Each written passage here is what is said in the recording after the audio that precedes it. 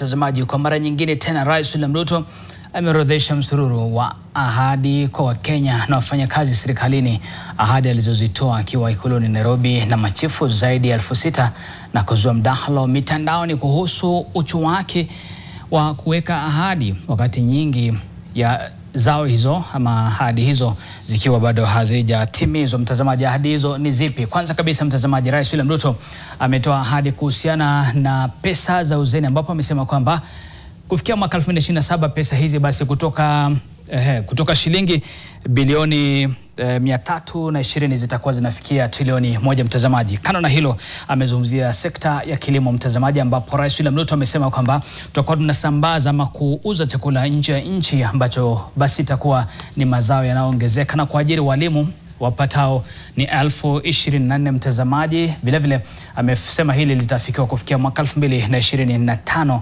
mwakani, hapa ni Disemba.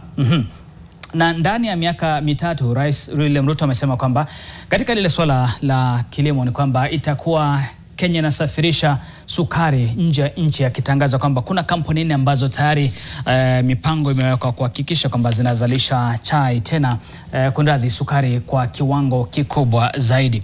Kando na hilo vile vile Rais William Ruto ametoa ahadi kuhusiana na ajira kwa vijana, ambapo amesema kwamba kufikia mwezi wa Aprili mwaka ujao ajira kwa vijana itakuwa inaongezeka kwa zaidi ya milioni 1 katika mpango ama kupitia mpango wa nyumba za bei nafuu ambazo kwa sasa zinazidi kujengwa na serikali.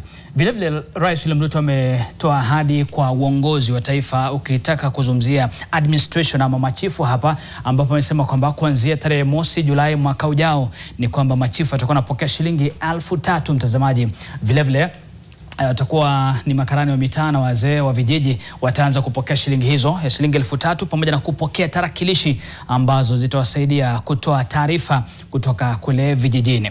Na kisha Rais vile vile ametoa ahadi kuhusiana na swala hili la dijitali katika kipindi cha miezi 6, kama alivyotaja kwamba watapewa vipakatalishi ama ukipenda tablets ili kuweza kufanikisha huduma zao kule mashinani.